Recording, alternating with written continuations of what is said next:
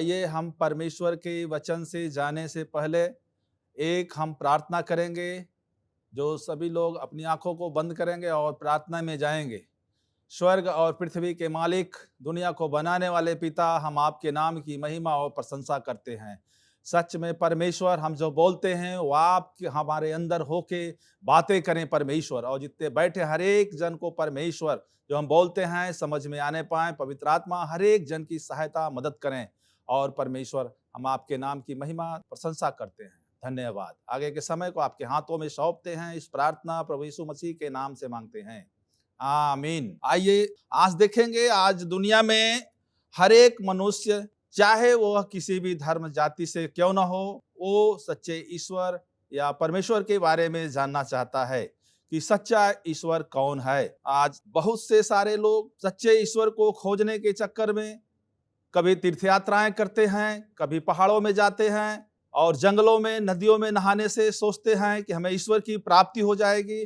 लेकिन हम परमेश्वर के वचन से देखेंगे, उत्पत्ति की पुस्तक में परमेश्वर ने कहा, उत्पत्ति 3 अध्याय में देखेंगे, लिखा हुआ है, जब परमेश्वर ने कहा उजियाला हो और उजियाला हो गया। उजियाला हो गया और परमेश्वर ने उजियाले को देखा कि अच्छा है, और परमेश्वर ने उजियाले को अंधियारे से अलग किया। तो परमेश्वर ने कहा, क्या कहा? परमेश्वर ने कहा उजियाला हो और उजियाला हो गया।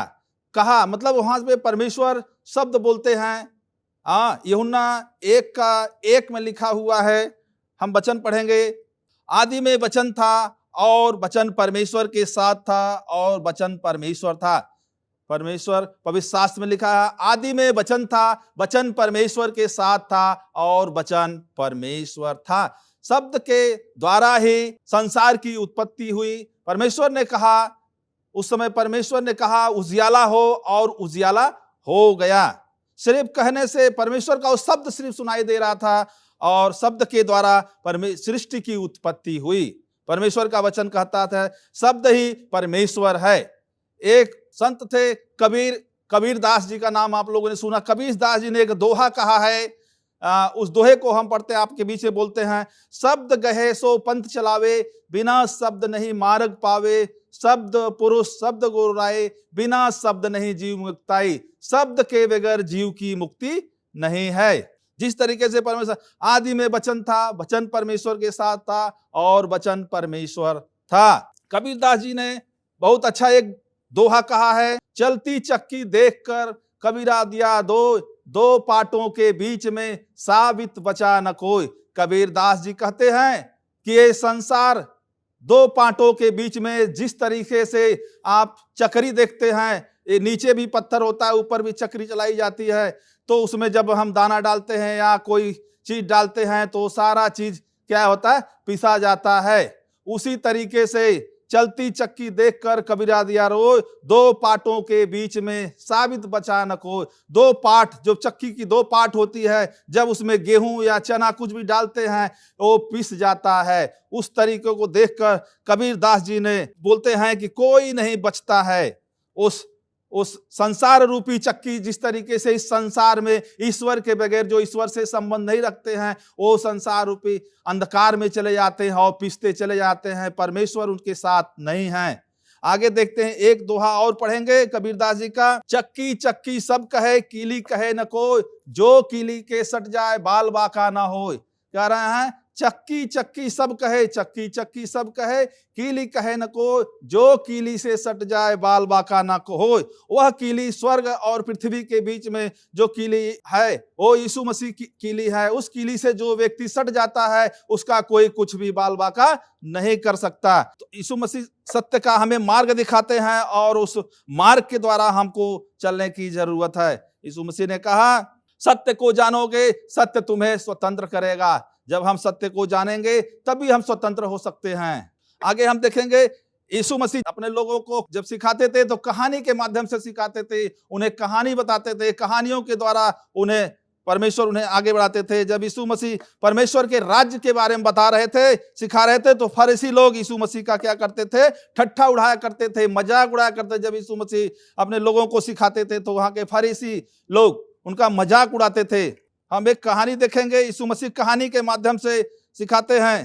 धनी मनुष्य और एक लाजर की कहानी। एक धनवान व्यक्ति था, वह बहुत धनी मनी था, वो हमेशा आनंद उठाता था और हर एक दिन मखमल के कपड़े और आनंद करता था और मौज मस्ती करता था। उसे किसी वस्तु की कमी नहीं होती थी। हाथी घोड़ा हर एक चीज से चलता था और वह बड़ी आनंद से अपना जीवन जी। हर एक दिन वह किसी अच्छा कपड़ा पहनता था, अच्छा पकवान खाता था और किसी को कुछ भी नहीं समझता था। अपने आगे वह धनवान व्यक्ति अपने आगे किसी को कुछ भी नहीं समझता था। वो धनवान मनुष्य के डेवड़ी पर जो दरवाजे के बाहर एक निर्धन, एक गरीब लाजर रहा करता था, उसको लाके बैठा दिया जाता था कि कुछ उसका खाना बचा हुआ मिलेगा तो खाएगा।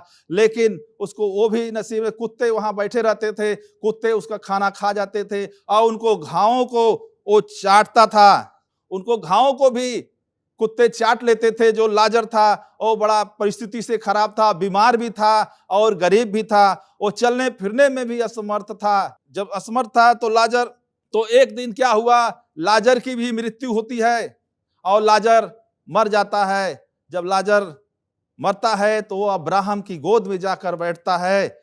एक समय और आता है, वह धनवान मनुष्य भी मरता है तो वो नरक में जाता है।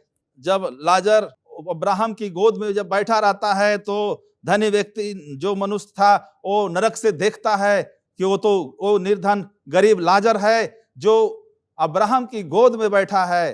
तो वहां अब्राहम से कहता है, अब्राहम मुझे भी बचा ले, मुझे इस नरक में आग और गंधक की झील में मैं सड़ रहा हूं, मुझे बहुत तड़प हो रही है। वो पानी में अंगुली डालकर बोल उसको, लाजर को पानी में मुझे जीभ पर मुझे रखे कि जिससे मुझे शरीर में ठंडक प्राप्त हो। लेकिन अब्राहम ने कहा कि तुम्हारे और यहाँ नरक और स्वर्ग के बीच में एक गड्ढा है, न वहां कोई यहाँ से वहां जा सकता है, न वहां से यहाँ कोई आ सकता है। फिर लाजर कहता है कि मेरे घर किसी को भेज दे कि हमारे लोग वहां पे, हमारे 5 भाई और हैं जो बचाए जा सके। तब अब्राहम कहते हैं वहां पे कि तुम्हारे जो वहां पे भविष्यवक्ता की पुस्तक भी है, उससे क्यों नहीं पढ़ते। लेकिन कहा नहीं प्रभु, जो मुर्दों में से जिंदा होकर जाएगा वो उसकी बातों को मान लेंगे। उन्होंने तब परमेश्वर ने कहा कि उसके पास भविष्यवक्ताओं की पुस्तक है, वो वहां नहीं समझ सकते। यहाँ मुर्दों में से भी कोई जिंदा होकर चला जाए फिर भी वो लोग नहीं समझेंगे, वो परमेश्वर की इच्छा को नहीं समझ सकते। इसी तरीके से हे भाइयों, आप इस धनी और निर्धन व्यक्ति के बारे में आपने सीखा। आगे हम देखते हैं कि धनी होना कोई बुरी बात नहीं है, लेकिन हमें लोगों की मदद करना है, लोगों की सहायता करना है, लोगों को प्यार बांटना है। ये नहीं है कि धनी व्यक्ति हैं तो अपने आनंद में डूबे रहें, अपने खुशी में डूबे रहें, किसी को कुछ भी ना समझें।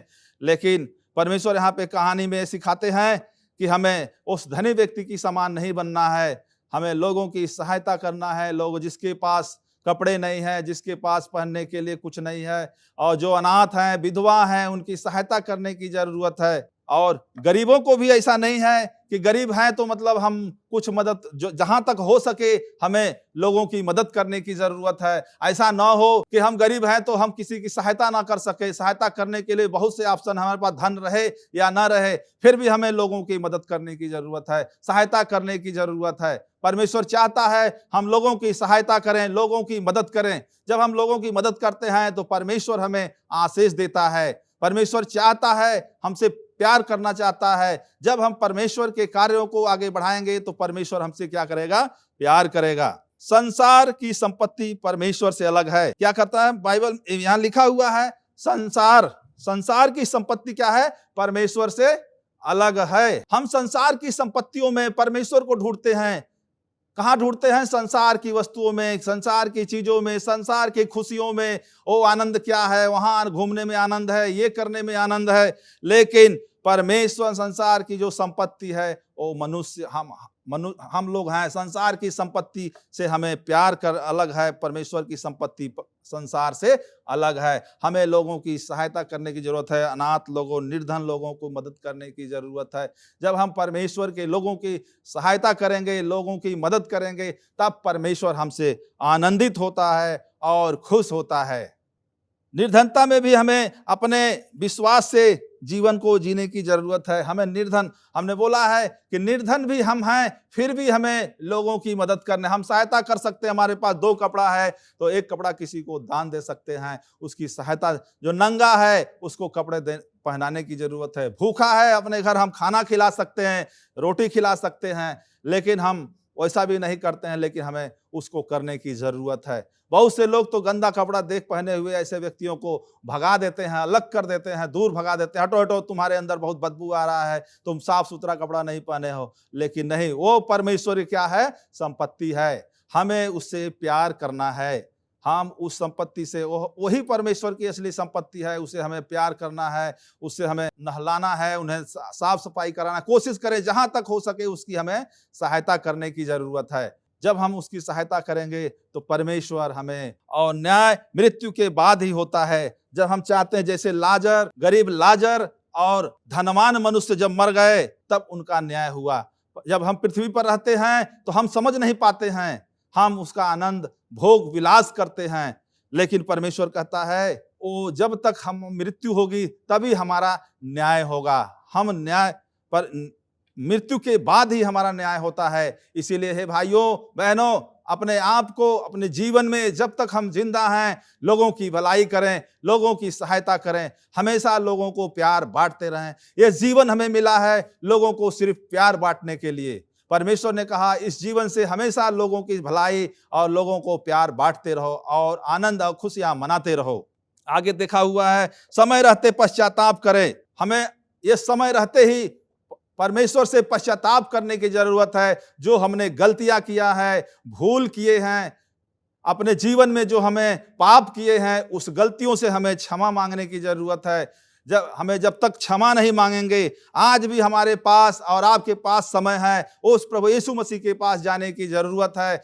वो परमेश्वर जिसने जमीन और आसमान पूरी दुनिया बनाया है, उस परमेश्वर के सामने जाने, यीशु मसीह के पास जाने की जरूरत है। जब हम यीशु मसीह के पास जाते हैं तो परमेश्वर का प्यार हमारे अंदर उत्साहित होता है, हमारे अंदर जागृति होती है। जब हम परमेश्वर के पास जाते हैं तो हमारे अंदर आनंद होता है। हमें समय रहते पश्चाताप करने की जरूरत है। आज भी हमें चेतावनी दी जा रही है पवित्र शास्त्र में। हमें अभी समय रह गया है कि हम परमेश्वर की चेतावनी हमें दी जा रही है। अभी समय है, अपने आप को बदल लो, अपने आप को प्रभु यीशु मसीह के पास आ जाओ, तब परमेश्वर आपके जीवन में अपनी आशीष और प्यार देगा। हमें आपको परमेश्वर के सामने आने की जरूरत है और अपने को नम्र कीजिए और दीन कीजिए उस परमेश्वर के सामने आने के लिए।